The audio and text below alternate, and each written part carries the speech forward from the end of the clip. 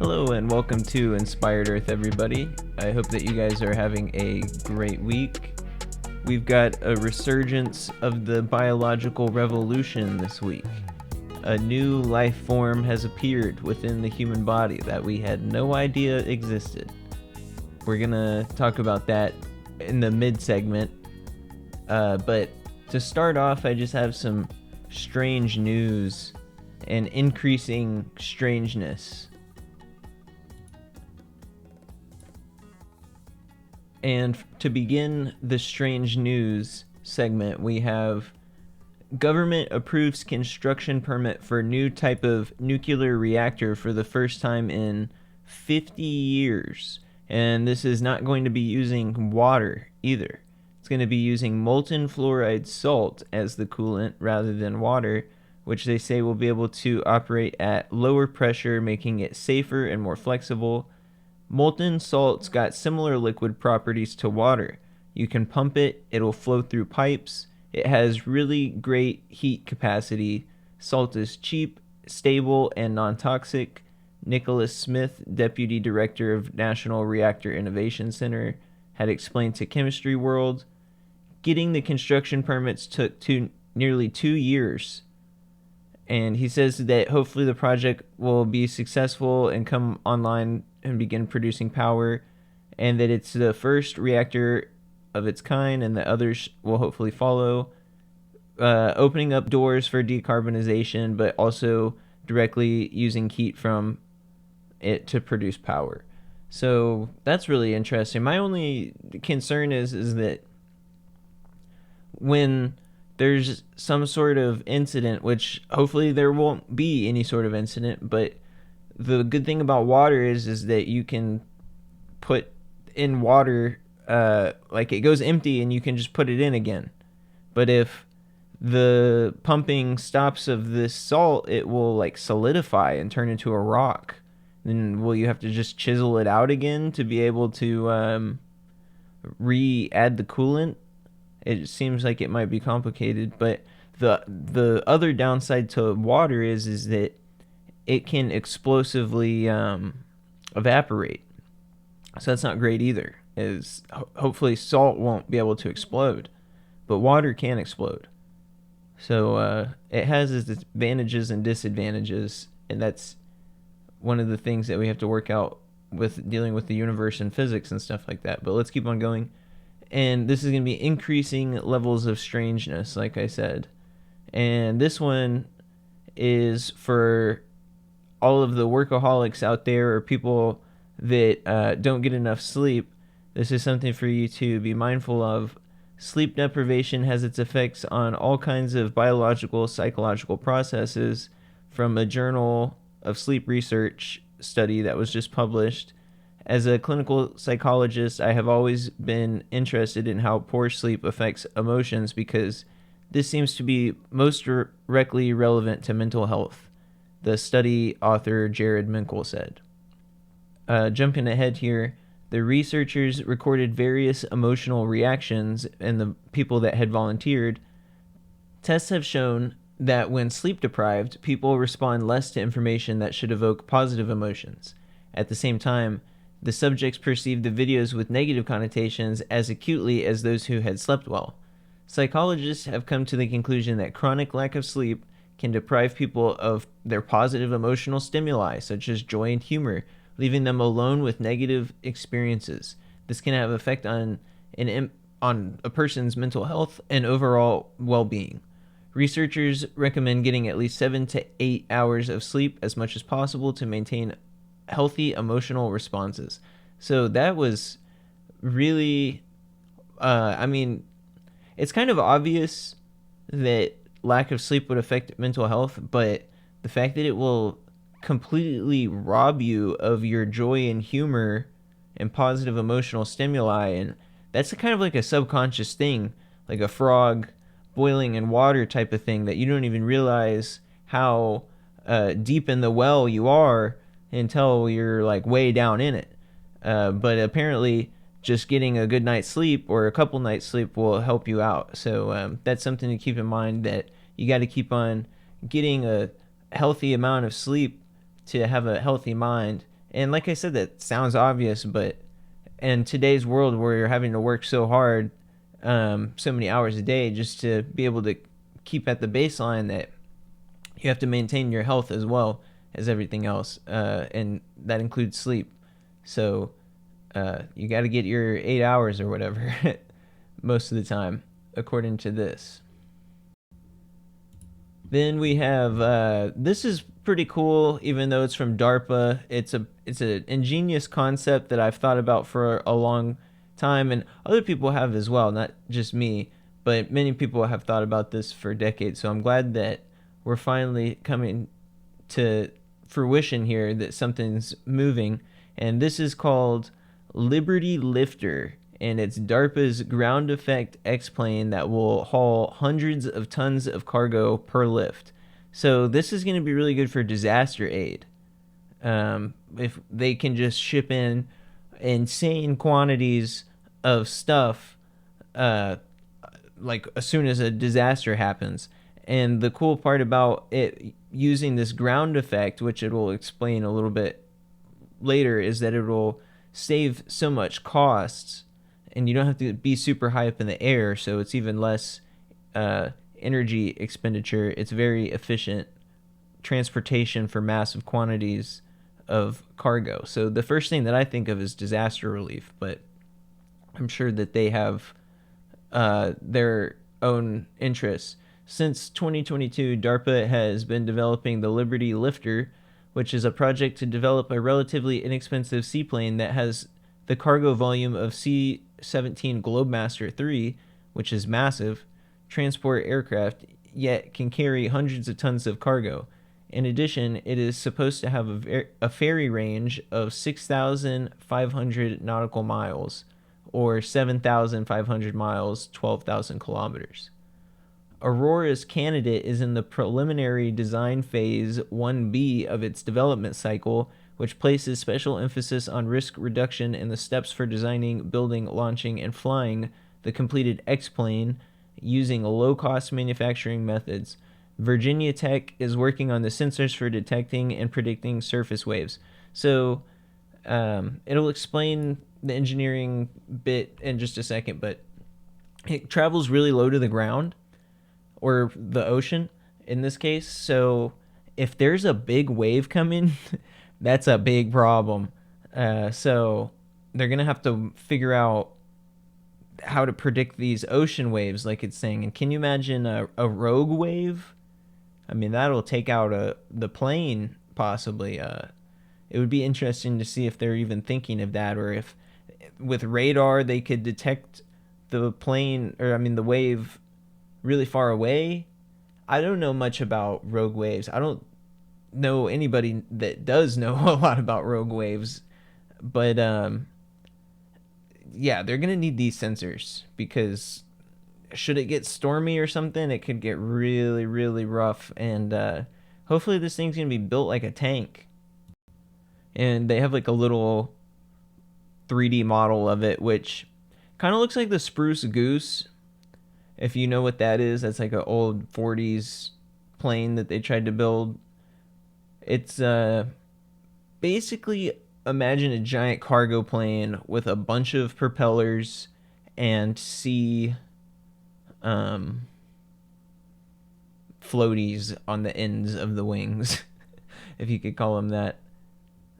And then it's got a double tail section, which normal planes only have like a single tail typically. One particular challenge is dealing with rough seas because the Liberty lifter flies using the wing in-ground effect, where the aircraft flies low and gains additional lift by exploiting the air trapped between the wings and the surface of the sea. This, in calm conditions, is great, but when things get rough, the aircraft needs to be able to compensate to fly safely. So basically, they have these little pockets of air that get trapped beneath the plane that gives it extra lift, and it's not having to fight as hard. But if a giant wave comes and disrupts that air pocket beneath it, then the plane is very suddenly left without a whole lot of lift, so it would go down. So they got to be able to figure out how to solve that issue, which I'm sure that they're going to. But they're going to need to have a lot of sudden lift. And it says that they did that by, or at least attempted to stabilize the plane by making changes to the prop-driven Liberty lifter, including swapping out the T-tail for a pi tail, which is like a double, like I was talking earlier. Essentially, this means that the stabilizers are held up by a fork-shaped rudder instead of a solid one. According to the company, this allows an aft cargo door while making the airframe more structurally efficient. Another innovation is to move the floats from the side sponsons on the hull to the tips of the wings for better performance while keeping costs down. So that's what I was saying, is that on the tips of the wings, they have these little floaty things. I'm not really sure what to call them. I guess side sponsons. I'm not sure. But having the floaties on the ends of the wings keeps everything up. It seems like the wings are gonna have a whole lot of weight on them. Hopefully that wing is very, very strong. On this next one, we have NASA selects Texas A&M as first approved exploration park facility. And what does that mean? NASA and the Texas A&M University system announced an agreement Thursday, February 15th, to lease underutilized land in Exploration Park, a 240-acre development in the agency's Johnson Space Center in Houston. The A&M system will develop a facility to enable human spaceflight research and development that enables the commercial space economy. So they're doing R&D in Houston to go to space. The lease agreement will allow A&M Systems and others to use NASA Johnson land to create facilities for a collaborative development environment that increases commercial access and enhances the United States commercial competitiveness in space and aerospace industries. Leveraging this unique role and location, Exploration Park will play a key role in helping the human spaceflight community attain U.S. goals for the commercialization and development of a robust space economy by creating an infrastructure that fosters a multi-use environment where academic researchers, aerospace companies, and entrepreneurs can collaborate with NASA and solve space exploration's greatest challenges. So they're going to solve all of space exploration's greatest challenges, they say. The Texas A&M University system has a long history of supporting space-related research, and Texas A&M University has been a space grant university since 1989. This new agreement and planned facility will allow us to build on our space tradition and help us to be a major part of the commercial space economy. And that this location will be in use for a potential of 60 years. In the coming years, NASA and its academic, commercial, and international partners will see the completion of the International Space Station, the commercial development of low Earth orbit, and the first human Artemis campaign's mission establishing a sustainable human presence on the moon in preparation for human missions to Mars. So they say that this is to bring commercial and cargo stuff to the moon and orbit, and that NASA and Texas A&M is going to solve all of our space problems. I feel like they have the solutions already to this stuff. I mean, with the whole DoD saying that they already have the secret space program, I just feel like this is a form of disclosure of what the military already has, and that they're just going to be telling us stuff that they have behind the doors. And this is continued disclosure, but it's very, very quick. It's happening faster. I have right here The Quickening by Art Bell that I always have right next to me whenever I'm filming this. And that's something that you will hear over and over, is The Quickening. And he talks about all of this stuff in this book. The diseases, the weather, the UFOs, the societal and somewhat socioeconomic changes and stuff. And this was written a long time ago. And I just really look up to the guy, and he made very entertaining stuff and talked about climate change whenever it wasn't very popular at all. So kudos to Art Bell and for leading the way to this stuff. And he would be extremely interested in this. And I think he might agree with me that this is just straight up like a form of disclosure, and that they already have all of this stuff worked out and the kinks are already worked out. I'll just give a quick update while we're on the NASA topic and doing strange news. If anybody listened to the first episode, which I know is like a far ways back now, and the production quality has gone up a bit since the first episode, so I hope that things are getting better, slowly. But my point is that the first episode we talked about NASA sending lasers into space that had higher download rates than we have on Earth. The people in space have higher download capacities than we do on Earth. They just updated their satellite transmission dishes and all of this software and stuff to make it even more. They increased their capacity even further. I'm not really sure how much. It might be multiple times. I'm pretty sure that it is. We got to go and look at that. And heck, I'll just bring it on right now. Okay, so I found it, and I'm just going to read this one little section because it's exactly what I'm talking about. The update that we are looking for on this laser system that they can stream Netflix in space, like from Jupiter, faster than we can on Earth. And apparently it wasn't good enough for them. They needed even better stuff, which just, you have to ask yourself what is going on in space. Like, how much capacity do they actually have? And they said that this is going to make it to where the people on Mars can communicate back to Earth really easily. It says, it's a high tolerance optical system built on a 34-meter flexible structure made with a hybrid antenna at JPL. All roads lead back to JPL, among some other ones. We use a system of mirrors, precise sensors, and cameras to actively align direct laser from deep space into a fiber reaching the detector. Tehrani hopes that the antenna will be sensitive enough to detect the laser signal sent from Mars at its farthest point from Earth, 2.5 times the distance from the Sun to Earth. Psyche will be at the distance in June on its way to the main asteroid belt between Mars and Jupiter to investigate the metal-rich asteroid Psyche. The 7-segment reflector on the antenna is a proof of concept for a scaled-up and more powerful version with 64 segments the equivalent of a 26-foot, 8-meter wide aperture telescope that could be used in the future. And then it's going to be used for higher data rate communications capable of transmitting complex scientific information, video, high-definition imagery, in support of humanity's next giant leap, sending humans to Mars. I feel like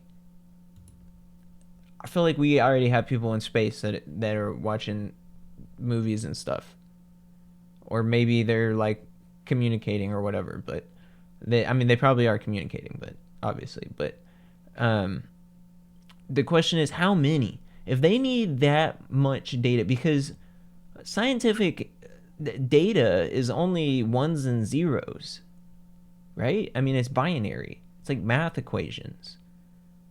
So, but a movie and images, that's a lot bigger than just text or math equations or sensor readings. I mean, maybe sensor readings could get really big in data size, but I'm not sure.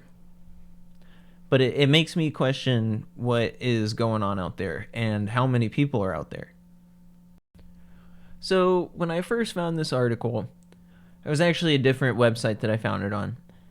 And it was kind of like a doomsday type article saying that the end of the world was going to come. But it cited this article. And it is newish.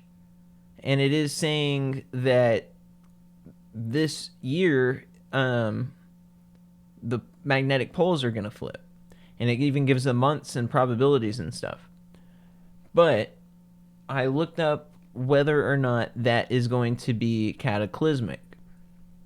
And it said, from all the data that I could find, was that it like potentially could be really bad in conjunction with the sun, but that the magnetic poles flipping do not cause damage necessarily on their own. So the magnetic pole flip isn't going to like destroy the world. Where the risk comes in is that the magnetic pole, while it's flipping, it gets weaker, and then we're in the middle of a strong sun cycle, so the combination of the two is what gets risky. So, but that's a very localized type of thing. Like in the early 2000s, Norway got hit with a solar flare. Well, part of Norway, not even the whole country, and they had like tens of thousands of people that had been affected by power loss for a little bit of time. I'm not sure. It was several weeks. But it wasn't the whole world. You know, that was like a small area of Norway that lost power for a couple of weeks. So my advice on the whole magnetic pole flip situation that is coming to light this year is to just have enough stuff like normal for a couple weeks. You know, you should probably have enough stuff for a couple weeks regardless of the magnetic poles flipping or whatever. So have enough water for, you know, a couple weeks, enough food for a couple weeks, and you'll be all right. But this is from Southwest Research Institute of Boulder, and at the very end, I have here, Northern Hemisphere is likely to undergo a polar reversal in August 2024, 50% confidence range spanning from June to November 24, while the Southern Hemisphere is expected to reverse its polarity February 2025 with a 50% confidence range from November 2024 to July 2025. So, it's not going to be the end of the world. It is very interesting, and we could have anomalous weather type of stuff in the air. Not necessarily, possibly storms, but more like northern lights type of storms is what I was trying to say, in areas that might not have it previously. But it doesn't say that it's going to be the end of the world. I was looking into this as deeply as I could, and I mean, there's more evidence. Let me put it to you this way, guys. There's more evidence to say that we're going to be all right than not.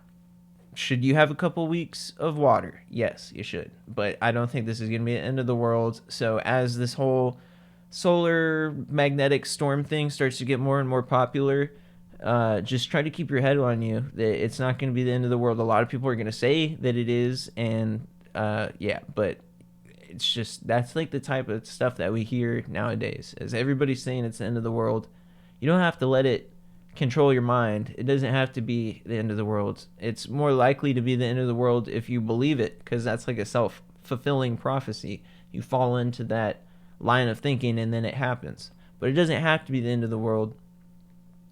In fact, it was like NASA, Life Science, and National Geographic explaining the science of why it wasn't going to be the end of the world. Now, I know what we've kind of been dipping on NASA a little bit, but I mean, some questions need to be asked about NASA, and they're going to be asked on this podcast about NASA. If there's a secret space program, I will, now that they've said that, they cannot put the cat back in the bag. I want to know what NASA knows about it. They're obviously working together with it. That laser thing is involved with it. And are they telling us the truth about the solar cycle? Who knows, really? I think that they are, personally. I think that, I mean, this person has, like, the science behind it. So, I mean, wouldn't they be telling us some, like, this article is not saying that the end of the world is coming. If you read this article, it's not what it's saying. But anyways, I could go on about this weird tangent for a while, but we'll just move on. Here we have the evolution of the biological revolution that we had mentioned. New Obelisk Lifeform is hiding inside of humans. Yeah, we just found a whole new form of life. Well, and here's the strange part about calling it a life form, is half the people say that it's life and half the people say that it's not life. And if you listen to my previous episode, then you would remember the guy that was talking about redefining what we think of as life. Well, this kind of falls into that category because it's controversial whether or not we would call this life or not. But I would, because it's replicating and it has probably influences on stimuli and stuff like that. We'll figure it out one day. But here we go with it, is that obelisk-like life form is hiding inside of humans. Strange microscopic structures may whisper ancient evolutionary secrets. Stanford University researchers have discovered virus-like life forms that exist inside of human mouths and guts. They are smaller than viruses and not considered standard life. See, standard life, I guess. But that's just a whole rabbit hole. The genetic material can still transfer information that can be read by a cell. We had no idea these things existed, and we certainly aren't certain yet what they do. They certainly aren't certain. It's an interesting use of phrase. We're not sure if it's exciting or not that science has just discovered this new life form inside of our bodies. It is exciting. I can answer that question for them. Tiny bits of RNA, smaller than a virus, colonize bacteria inside of our mouths and gut, and have the power to transform information that can be read by a cell. Dubbed wildly weird by the team of Stanford scientists writing about the find in Nature, the discovery now has a name: obelisks.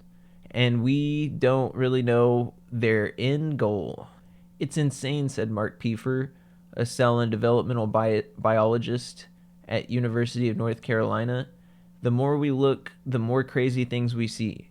Named obelisks because of their weird rod-shaped structures, they are even smaller than viruses, but they can still transmit instructions to cells. What they're saying, however, we just don't know. The microscopic entities, according to an explanation written in The Conversation by University of Bath microbial evolution professor Ed Feal, calls the obelisk circular bits of genetic material that contain one or two genes and self-organize into a rod-like shape. They are potentially itsy-bitsy life forms. Stanford calls them viroid-like, A viroid is one step down from a virus. While a virus needs a host to replicate, that hasn't slowed them down. We've lost count of how many viruses this world has to offer because they are so plentiful. But a viroid is even more simplistic. A scrap of genetic RNA that cannot make proteins, but can regroup, and has been known to plague flowering plants. The newly discovered biological entity falls somewhere between viruses and viroids. He added that, like viroids, the obelisks have a circular, single-stranded RNA genome and no protein coat. But like viruses, their genomes contain genes that are predicted to code for proteins. And that isn't like the Stanford researchers just found out one of these things. They located nearly 30,000 distinct types of obelisks. And that's just for starters. They were located in every demographic corner, and they were typically found in the mouth, but also in the gut. Now the task becomes sussing out if these obelisks are friend or foe. Scientists want to learn about the host cells that they need to replicate, how bacteria and fungi play roles in their function, and what their true purpose really is. So that's really strange. And before we go on, it was talking about RNA and proteins. And just for the viewers, and I'll describe it for the listeners, I got some pictures here that I wanted to show people that this right here is what a protein looks like. And if you can imagine a roller coaster that just goes around crazy turns, and like the craziest roller coaster you can imagine, the track for it, that's what a protein looks like. And it's all curled up and just chaotic looking. And that's like a 3D model. And then on the right, you have like a chemical, molecular type of version of it, where you can see it from how all the different chemicals link together. And I don't feel like most proteins are shown like this. And this is why I feel like it's important to kind of go back into what we're talking about. Because prions have been in the news lately, which is like a protein disease. And last episode, we were talking about how we need to redefine how proteins work and what they even are. I had to go back and check. If you remember Philip Ball from the book that I'm referencing here, How Life Works, A User's Guide to New Biology, that the proteins are constantly moving. They don't just stay in one shape. And while this picture is like not moving, you have to imagine this, that some proteins are constantly moving. So that roller coaster track of just like jumbled chaos is also constantly moving, which is really difficult to imagine. And it's hard to put that on a textbook as well, with a still image. So imagine this thing moving. And then we are going to move into some pictures here. This is 2006. This is an actual picture of a red-stained protein, which is, it's pretty dark. And you can't really see much. It's just like a red squiggle, basically. So then, that was in 2006. Then we started getting these pictures with the electron microscopes. This is 2008 using green protein dye. And you can see that it's just a really like a bunch of hairs scattered all around.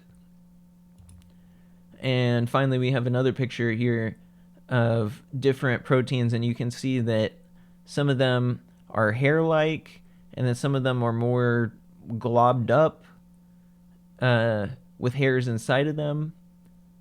It's just very interesting. But what it makes me think of with the hairs is that this is like a spider web. And that's crazy to think that a protein is like a spider web, but he was saying that we need more analogies. We need better analogies for proteins to think of, to be able to tell the public about it, because nobody can conceptualize these things in their mind. And we have this spider web roller coaster that's constantly moving, and if you can imagine that, that's closer to what we're talking about with the protein. than just like one Lego piece plugging into another. That's I mean, it's a example, but it's not the best example.